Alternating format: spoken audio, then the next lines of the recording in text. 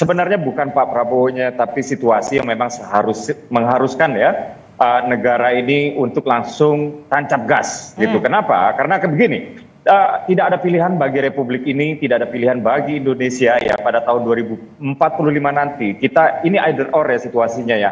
Either kita menjadi negara maju, or kita terjebak di middle income trap. Kurang lebih seperti itu. Nah, setelah ya kami di pemerintah itu menghitung-hitung ya, untuk kita menjadi negara maju, maka kita harus mencapai GDP level sekian. Dan untuk mencapai GDP level sekian, maka pertumbuhannya itu setidaknya dalam setahun itu 8%. Dan kita harus mengejar itu, Dan untuk sampai kita mengejar itu, maka diperlukan kesuksesan di segala bidang.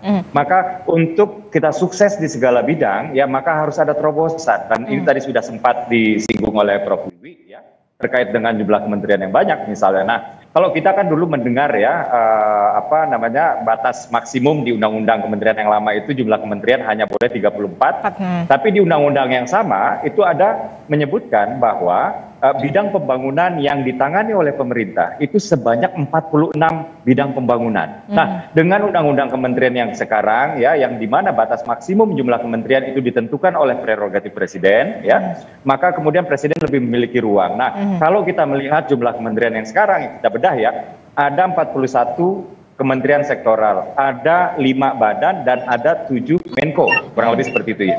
Nah, kementerian sektoral dengan badan ya, badan lembaga negara ini kalau kita gabung ini 46 jumlahnya, ini sesuai betul dengan jumlah bidang pembangunan yang sudah ditasbihkan oleh undang-undang. Dan Menko sendiri ini kan sifatnya coordinating ministries ya, ini sifatnya untuk memudahkan tugas presiden ya, untuk mengkoordinasi kementerian sektoral, untuk meredam ego-ego yang ada di dalam masing-masing sektor yang dimana itu terjadi sudah dari waktu ke waktu. Nah, akan tetapi saya sepakat ya dengan Prof. Wiwi, Ibu Siti Zuro, bahwa untuk mengelola ya kementerian sebanyak ini ya, ini nggak bisa juga dengan cara yang biasa-biasa. Gitu. Harus yang luar biasa. Salah satunya adalah dengan harus juga yang diawalinya. Iya. Itulah dia ya, maka diawalinya juga nggak dengan cara yang biasa gitu. Jadi diawali dengan dalam tanda kutip penggemblengan ya, atau bahasa formalnya kami sebut retreat, di mana mereka anggota kabinet ini kita harapkan mampu melepaskan atribusinya masing-masing ya. Jadi ada di antara mereka yang tadinya itu pengusaha, ada yang politisi ya, atau ada yang non partai profesional, ada karena yang berbagai macam latar belakang ya, backgroundnya ya. Betul itu semuanya tolong dilepasin dulu sekarang ya, dilepaskan itu dulu sekarang.